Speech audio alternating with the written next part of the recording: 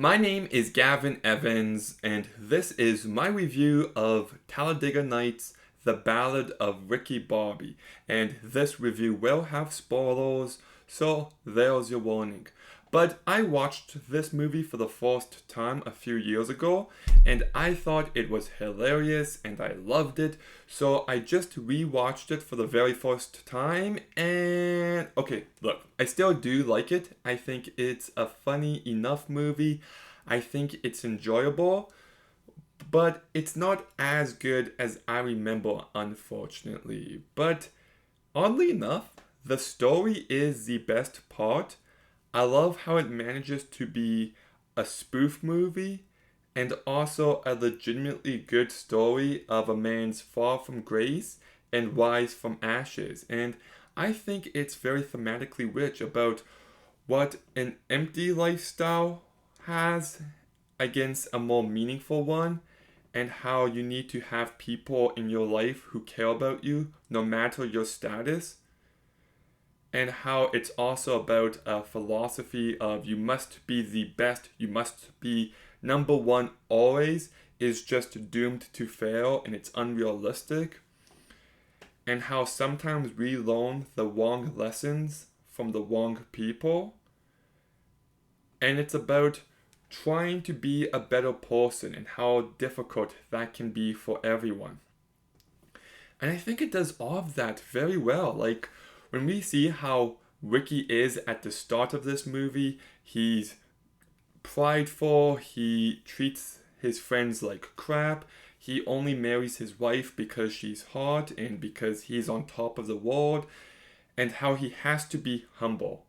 He has to hit rock bottom and realize what actually matters in life. Like, it's been done time and time again, but combines that with the spoof element and the comedy, and I don't know, you just got a movie that feels really fresh, and I dig everything it's doing here thematically. You also got yourself a really strong cast. Will Ferrell gives a Will Ferrell performance, but it's what he does best, and he's very good here, and he carries this movie perfectly. John C. Reilly is very good as well, and I like his back and forth with Will Ferrell. I like the whole shake and bake stuff. That was really good. Then you've got Sacha Baron Cohen, and he just plays this French douche so perfectly. I just love it when he's driving in his vehicle and he's just casually drinking tea. That was really great. And whenever he smack talks Ricky, that was really great as well. Gary Cole, I think, is great here. Maybe the best performance in this entire movie. And I think he's actually an actor who doesn't get the credit he deserves. I really like what he brought to this movie. Michael Clark Duncan, I thought, was very good. I didn't expect to hear him reading Are You There, God? It's Me, Margaret here, but he did. By the way, the movie's amazing. Watch it if you haven't. Leslie Bibb, I thought, was good. I do wish she was a bit more over the top. Then we've got Jane Lynch, who, I'm going to be honest, I had no idea she played Ricky's mom until I looked up the cast afterwards. She's unrecognizable here, and she just completely disappears. A very good performance. And then you've got Amy Adams. Okay, and look, Amy Adams is very attractive, and they think if they put glasses on her, somehow she'll just stop being attractive, and that's definitely not the case. But she gives a very good performance. I wanted her more in the movie. She wasn't in it enough, but she does a good job with the material she's given to work with. I think it's well directed by Adam McKay enough. The movie is well shot. And the movie does have a few really funny moments. The scene where Ricky stabs himself with the knife and they're trying to get it out is just 10 out of 10. I love the scene when his dad is training him how to drive again and he's blindfolded and he crashes into a house. That's great. Or when he puts the cocaine at the bottom of his vehicle and calls the cops on him. That was hilarious. So there are plenty of jokes that made me laugh.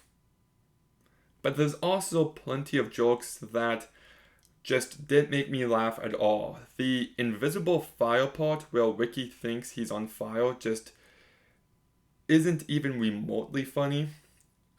The sweet baby Jesus joke got played out way too much.